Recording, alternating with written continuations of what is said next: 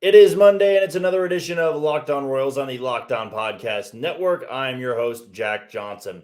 Can the Royals continue to count on Nick Pratto? Are we gaining more trust in JJ Picollo? And there's 1 week left in the Major League Baseball season, at least for the Royals. So we're going to talk about all that coming up next on Locked On Royals.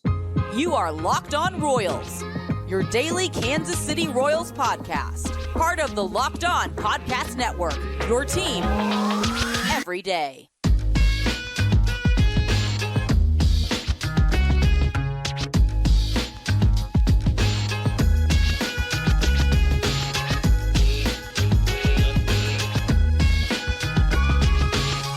Thank you for tuning in to another edition of Locked On Royals on the Locked On Podcast Network. As always, I'm your host, Jack Johnson. You can follow me on Twitter at JohnnyJ_15. That's at JOHNYJ_15. And you can check out all these podcasting episodes on wherever you get your podcasts, whether that be Apple Podcasts, Spotify, Amazon Music, Google Podcasts, or on YouTube.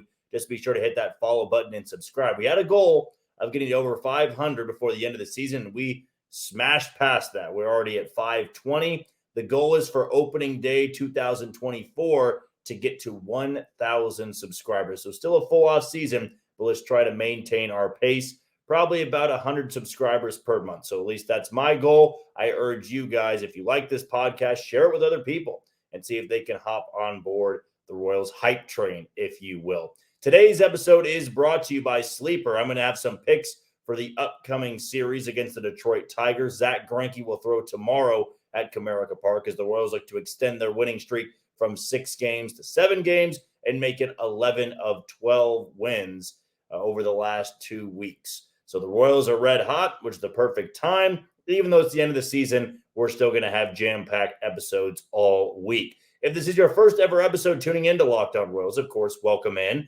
I'm a diehard Royals fan like you are. I just work now in Kansas City at Sports Radio 810 WHB. I've got a morning show on ESPN Kansas City, 10 to 11 every single morning, and once a week on Tuesday or Wednesday usually, I have a show on Sports Radio 810 WHB from 7 to 10. So you want to get my thoughts on football, college basketball, NBA, and a little bit of baseball as well. You can always tune into that, but easy to do that just by following me on Twitter at JohnnyJ_15. There is 1 week of baseball left, and a little programming note that next Monday, we are going to jump back to 3 episodes a week. So 2 less episodes a week. I'll still be very active on Twitter. You'll still be getting plenty of Royals content. But when the offseason hits, the offseason comes for us as well. We need some time to basically just get some rest, I would say. I do enjoy this podcast every single day. I love providing the content, love following this team. But when there's not a team playing, sometimes there's not going to be as many big-time news stories. There are a lot of things to talk about, but not to worry. Every episode we bring in the offseason is going to satisfy you, is going to want you to tune into the next episode and continue to stay engaged with the Kansas City Royals. Now, the first thing I did want to go over in today's episode is from a question I got earlier today when breaking down some of the risers and fallers of the Royals over the last week or so. And the guy who's been falling a lot lately has been Nick Pratto. And the question I got was, what do you do with Nick Pratto at this point? What do you do with Nick Pratto going into 2024? And it's a great question. It's a very valid question. And I welcome any question that you, the listeners, or you, the followers on Twitter, send my way. Because, again, it's great content. It's a valid question, as I said, and it's something that gets the wheels spinning a little bit. I mean, last year, when I watched Nick Pratto play, I thought he was going to be the first baseman in the future. Early on this year, I was all aboard the Nick Pratto train. He wasn't hitting very well in AAA Omaha. Royals brought him up, I believe, the third series of the year against Toronto. So he was up in Kansas City very quickly. We did not have to wait long to see Nick Pratto in a Royals uniform once again. And early on, I mean, he's hitting leadoff. His walk rate has improved. The strikeout numbers were still there, but it was something you could live with. And then Nick Pratto gets banged up, and that sidelines him for a while. And the Royals still want to see what he's got in the tank. They still want to see if he can bounce back and replicate that early season form of Nick Pratto. But since he's returned, it's been ugly. It has been bad, and it's now brought his numbers way, way, way down in 2023. So he has played in 90 games so far this year. His walk rate, and this is including all levels from rookie ball to A ball, high A, double A, triple A, in the big leagues. This is the second worst walk rate that he's ever had going back to 2017. He is walking only 8.8% of the time. And here's the worst part of it. He is striking out more than he ever has in his entire career. And he had a big problem with swing and miss back in 2019 when playing for Wilmington. I mean, he struck out 34.7% of the time. That year, he hit 198, and his WRC plus was the second lowest, or third lowest, of any level at 73. In the bigs this year, he is striking out nearly 40% of the time. 39.3 is the number here. He is slashing 229, 308, 356 with a WOBA of 294, an expected WOBA of 282, and a WRC plus of 80. He's got a negative offensive WAR and a negative defensive WAR. So the question is, what do you do with Nick Pratto? Well, I'm going to go along the lines of what JJ Picollo said last week in a great interview done by Royals insider Josh Vernier at 610 Sports Radio. Has the Royals pre and post game. Always a great listen when tuning in Josh Vernier, whether it's pre and post game stuff or it's an interview. And JJ Picollo had something I really like to hear. And we talked about it in one of the podcast episodes last week. And it was, we have guys that can bounce back. We would like to see guys bounce back. But at this point, where we're at, we can't count on it anymore. I think Nick Pratto falls in line with that. He is 24 years old. And in his 2 years in the big leagues, he has not shown significant improvement. Not offensively, not defensively. Now, last year was a really rough end of the year for Nick Pratto, and he's still young. But see, where a lot of the guys that struggled this year are Michael Massey and MJ Melendez. I think we've seen in the second half a much more complete player. MJ Melendez gets a lot of criticism. He has been one of the Royals' best hitters in the second half. Nick Pratto, I think, had a stretch when he was hitting leadoff where he was one of the hottest hitters for the Royals, but he's never really hitting the ball hard. He wasn't a gap-to-gap hitter, and I think Nick Pratto needed to be that. So my take is he is somebody that you can hope bounces back, but you're not rolling into spring training 2024 giving him a locked spot at first base or DH. I've seen some people comment on Twitter and say, Nick Pratto is a guy I want to play first base. You DH Vinny Pasquantino. Here's the thing. I mean, Vinny Pasquantino is about as good defensively as Nick Pratto, but he's a much better hitter. I mean, I think when the Royals get him back fully healthy, next to Bobby Witt Jr., he's the second best hitter on the lineup. So he's my first baseman. Designated hitter role, I mean, if you hang on to Salvador Perez, I'd like to see him in the DH spot, just get him off his feet. He's not great behind the plate anymore, so I'd try to maximize his value, his offensive value, by DHing him. Then you could catch Freddie Fermin, Logan Porter, 1-2 punch. MJ Melendez can still play the outfield. And I don't think I'd be willing to put Nick Pratto in an outfield spot. Right now, he is not an everyday player. And it's going to take a big-time turnaround to see that he's an everyday player. I think early on, and maybe I can chalk it up and go it was an injury. The injury set him back. He hasn't been able to recover. Drew Waters, I want to give a shot in 2024 because he had an oblique injury to begin the year. That sets you back a long ways. Don't get the full spring training. You miss the first part of the year. Then you try to join the team, 2 months in. It can be a tough transition. And Nick Pratto was hitting well, then slumped a little bit, then went on the injured list, tried to rehab, had a setback. Now he's back up in Kansas City, and it's gotten even worse. So where the Royals are at, I can't say that Nick Pratto is the answer at any position right now. It wouldn't make me upset if he's one of the bench players. He's a guy that you play once every 4 days next year. I just need to see a little bit more. I can't say that he's an everyday player right now, and that was the whole point of this season. If you go into 2024 giving second chances, third chances to a lot of guys that have underperformed, then what was this whole year for? This was to see which guys could give you everyday at-bats and be productive. Nick Pratto was not one of those guys this year. Whether it was struggling on the field or it was injuries, you got to make your decision. Otherwise, this evaluation year meant nothing. And that's why JJ Picollo said, where we're at, we like guys to bounce back, but we're not going to count on that anymore. And I just think that Nick Pratto falls into that category. So we'll see what the Royals do this offseason. But my take right now, he's more of a bonus at this point. He bounces back, great, but I just don't think you can expect it anymore from the Royals' 24-year-old first baseman. Okay, the next thing we're going to dive into is JJ Picollo, the moves he made this year, and why maybe, just maybe, you should be putting some faith into this process. I could be crucified for this. I could be criticized for this. But I'm going to tell you why I really believe things are starting to change for the better in Kansas City. That's coming up next on Locked On Royals. You are tuned into Locked On Royals on the Locked On Podcast Network. I'm your host, Jack Johnson. You can follow me on Twitter at JohnnyJ_15. That's at JOHNYJ_15. Before we go any further, let's give a shout out to one of today's title sponsors in DoorDash. Get 50% off your first DoorDash order up to a $20 value when you use code LOCKEDONMLB at checkout. It's a limited time offer and the terms apply. That's 50% off up to $20, no minimum subtotal, and a $0 delivery fees on your first order when you download the DoorDash app in the App Store and enter code LOCKEDONMLB. Don't forget, that's code LOCKEDONMLB for 50% off your first order with DoorDash.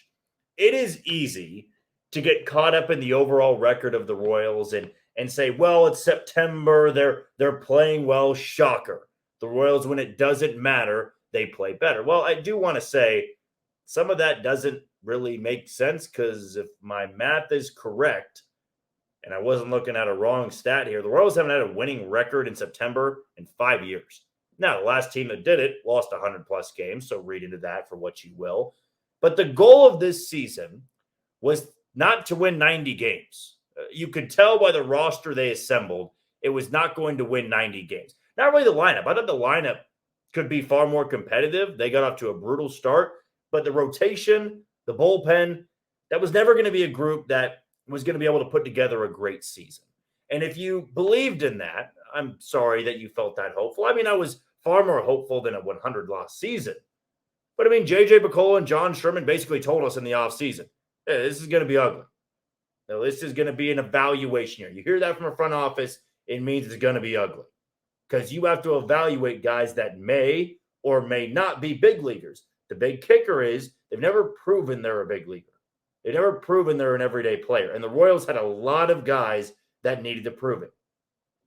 Going into this year, you know of the opening day roster, the number of guys that had proven with consistency they were a big league player? One. And that's Salvador Perez. He was the only guy in this lineup that had consistently proven he's a big leaguer. Vinny Pasquantino was on his second year. Michael Massey was in his second year. Bobby Witt Jr. was in his second year. Hunter Dozier was the opening day third baseman. He had one good year. Now, right field was MJ Melendez, second year. Kyle Isbell hadn't proven it. He was a rookie in 2020 and was hurt in 21 and 22. Never been able to prove he was a everyday player. And then I'm blanking off the top of my head who the left fielder was. Might have been Olivares on opening day. Trying to think here. Oh, well, Franmil Reyes was the DH, if you want to give him the nod as being an everyday player. But I would say not really. He was a guy on a minor league deal. So really, this lineup was one that was never going to be able to truly compete because they had to see who was a big league ball player. The rotation had one guy that had proven legitimate consistency at the big league level, and it was a 38-year-old Zach Greinke. Lyles had not been consistent in his career. Brady Singer had not. Chris Bubich had not. Brad Keller had not. Now, Brad Keller maybe, but it was like a 2-year stretch. So this team as a whole just had a lot to learn. But what I wanted to see is when everything was bad, everything was wrong, what JJ Picollo could do. Can I trust you to run this organization? Can I trust you to build this thing back up? And it mattered to me who they would go out there and sign. It mattered to me who they would trade for, who they would promote, who they would draft. And JJ Picollo had a really good opportunity with not much to trade to see what type of value was out there. He trades Junior Marin, an 18-year-old minor league hitting prospect, for James McArthur, a 26-year-old AAA guy that had never made it to the bigs. All that we known about him, good curveball for Lehigh Valley. The Iron Pigs is where he was pitching. So that move was putting JJ Picollo kind of in a box. If this doesn't work out, you look really stupid for trading a maybe big leaguer in the future for a guy that simply never will be. A 26-year-old AAA guy, what value is it there? And then we've seen in September, in the last month and a half, James McArthur's been one of the better pitchers in the American League, bullpen pitchers, that is. Now that move makes a lot more sense. Royals needed bullpen depth, and they have a guy that with a minimum of 20 innings has the 10th best curveball in baseball. They didn't give up much. Okay, the Aroldis Chapman trade. They signed Chapman in the offseason to a one-year deal, and they get Cole Reagans and Roni Cabrera out of it. We know what Cole Reagans has turned into, and who would have thought the Royals could do something like that? They can make a move like that, get a frontline starter who's not making any money right now. Guy with 2 Tommy Johns, and now he throws 100+ miles an hour. Has some of the best swing and miss stuff in the entire American League. Then he goes out there and trades Jose Cuas, who, and I'm not trying to, bring down Jose Cuas. He wasn't the best pitcher in Kansas City. He was really a remarkable story. He was a FedEx delivery guy, or FedEx truck driver. He'd given it one last chance to pitch in the bigs, and he did. He was drafted or played in the minor leagues as an infielder. He wasn't a pitcher. And the Royals flipped that, Jose Cuas, for Nelson Velasquez, who's hit 14 home runs in 36 games. You might have found your opening day designated hitter. And the advanced numbers show you that it's not just some fluky run. He's a guy that hits the ball incredibly hard. His expected batting average is elite. His barrel percentage is elite. And these home runs are no joke. He had one cheapie at Minute Maid the other day, one that barely cleared the first row of seats in right center field. The second one hit off the facing of the second deck, opposite field at Minute Maid. 106 miles an hour, 396 feet, no cheapie. Now, this is a legitimate power bat. And then he trades Scott Barlow, gets 2 young prospects in return. Henry Williams, who dealt with an injury but has looked good in some minor league starts with the Royals. And I'm starting to think, some of these moves give me hope, because the Royals in their rebuild, when they would go out and try to acquire guys, when they traded Trevor Rosenthal, they traded Jake Diekman, they traded Whit Merrifield, they traded blanket on who else they would have traded, Mike Minor, after signing him to a 2-year deal, Carlos Santana. They never really got anybody of significant value. Maybe the jury's still out in the Whit Merrifield deal. I really like Samad Taylor. Hope there's a role for him. But everybody else, there wasn't much. There wasn't much to build off of. Dairon Blanco was in the Jake Diekman trade, and I believe it was Kevin Merrill. Or was it? I know it was Merrill was the last name. I know Jackson Merrill was a top prospect for the Padres. And it was Kevin Merrill. 2 guys that I don't think were worth the return of your best bullpen arm. And this year alone, it feels like the Royals have maximized almost all their trades. Yes, I understand the Nicky Lopez trade didn't make much sense. But at the end, you weren't going to get much for Nicky Lopez anyway. The Royals needed bullpen help, thought they could do something with Taylor Hearn. Okay, in the end, it didn't work out. Is Nicky Lopez going to be, or was he going to be on your team the following year? Probably not, unless you just wanted another bench guy. But he wanted to go play, or wanted to play for contender, or go start every day. He certainly wasn't getting that in Kansas City. I think JJ Picollo has done enough this year to warrant maybe 2 more years at the helm. If it goes all wrong next year, then maybe you have a really hard decision. But right now, he's starting to do what I've wanted the Royals to do for a long time, and find value where nobody else is looking. If you can't compete money-wise with the top dogs, try to find value with guys like James McArthur, Nelson Velasquez, Cole Reagans. That, to me, matters a ton. So for that, I tip my cap to JJ Picollo. Some of you aren't going to like it. You're going to comment saying how stupid that take is. I get it. I get your criticism, but this year, I can't really complain. Now, if the draft picks, they fall through, nobody emerges as a top prospect, then yeah, it's another huge problem. But just with the major league trades, some of the acquisitions, I can't really complain. Only bad one was Nicky Lopez. And of the 4 or 5 trades they made, I can live with that, especially since they've gotten Cole Reagans, Nelson Velasquez, and James MacArthur. The last thing we're going to talk about is just gearing up for the final week of the regular season for the Kansas City Royals. What should we expect? Who's on deck? And maybe some debuts to happen. We're going to talk about that next on Locked On Royals. You are tuned into Locked On Royals on the Locked On Podcast Network. I am your host, Jack Johnson. You can always follow me on Twitter at JohnnyJ_15. That's at JOHNYJ_15. And you can find all these podcasts on wherever you get your podcast, Apple Podcasts, Spotify, Google Podcasts, and on YouTube. Just be sure to hit that follow button and subscribe. Before we go any further, let's give a shout out to one of today's other title sponsors in Sleeper. I got some picks for tomorrow as the Royals gear up for a 3-game set against the Detroit Tigers. Zach Greinke will be on the bump tomorrow.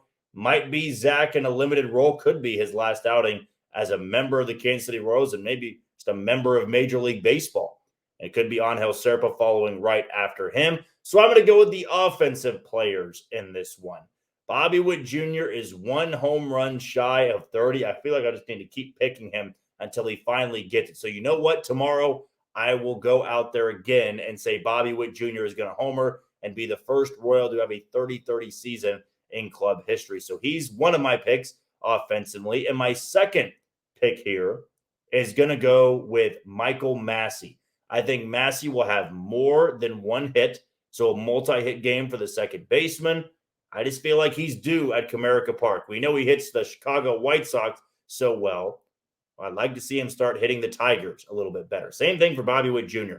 Not the best against this Tigers pitching staff, but we'll see if the duo up the middle can get it done in game 1 of this series against the Detroit Tigers. All right, with Sleeper, the MLB playoffs are right around the corner, which means the clock is ticking on your chance to boost your cash on daily fantasy baseball.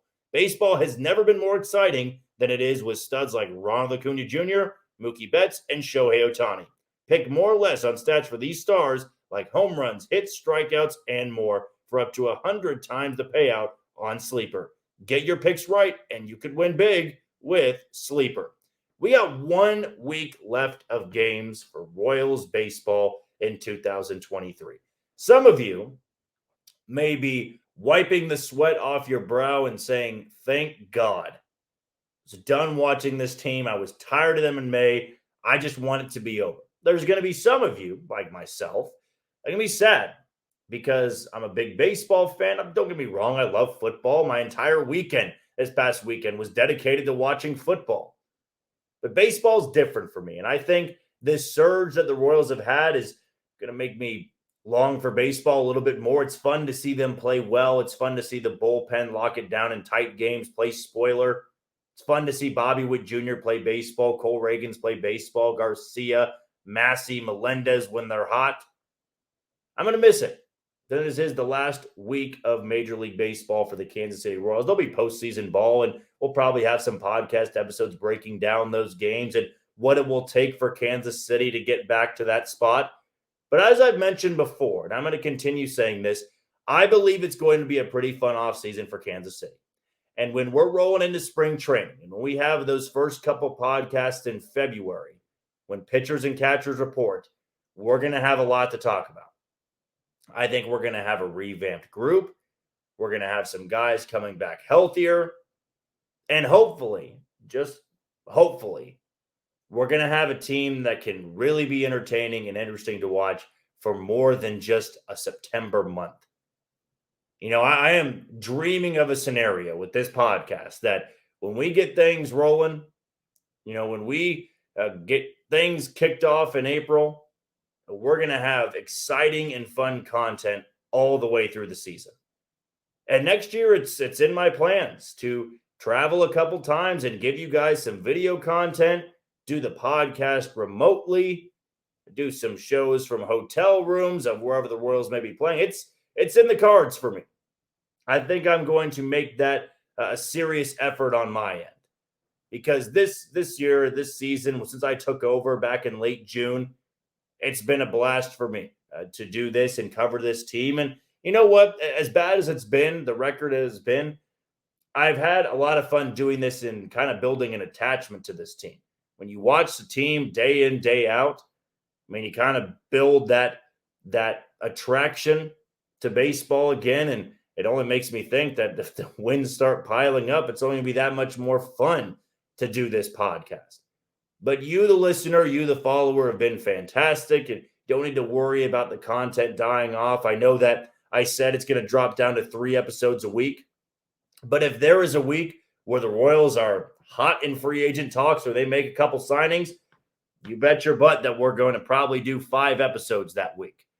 Might not always be Monday, Tuesday, Friday, or Monday, Wednesday, Friday, or Tuesday. It's going to be bouncing around a little bit. But if you follow me on Twitter, again, at JohnnyJ_15, that's at JOHNYJ_15, shouldn't have any issues finding the podcast episodes that we put out.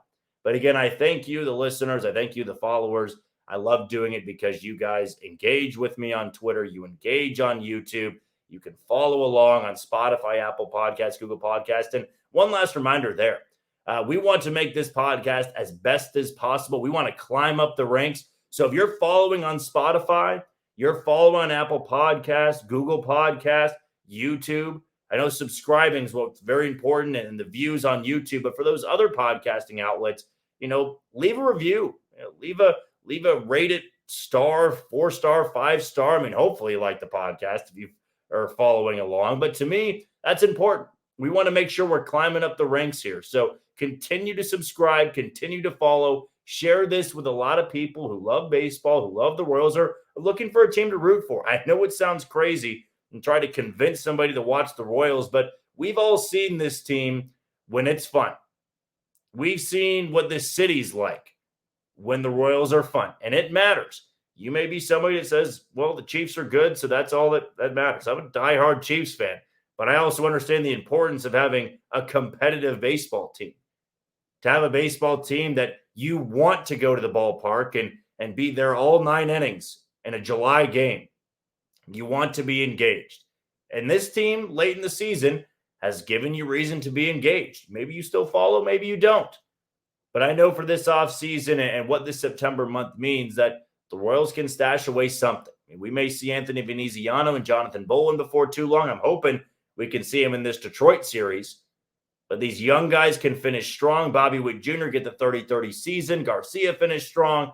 Drew Waters, Nelson Velasquez, Logan Porter, Michael Massey. Across the board, these guys to finish strong. You need that going into the offseason.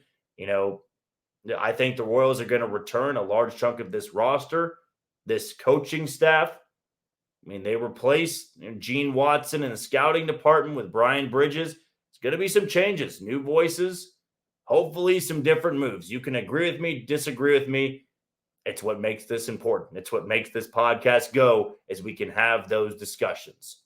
That is going to do it for another edition of Locked On Royals on the Locked On Podcast Network. I've been your host, Jack Johnson. You can always follow me on Twitter at JohnnyJ_15. That's at JOHNYJ_15.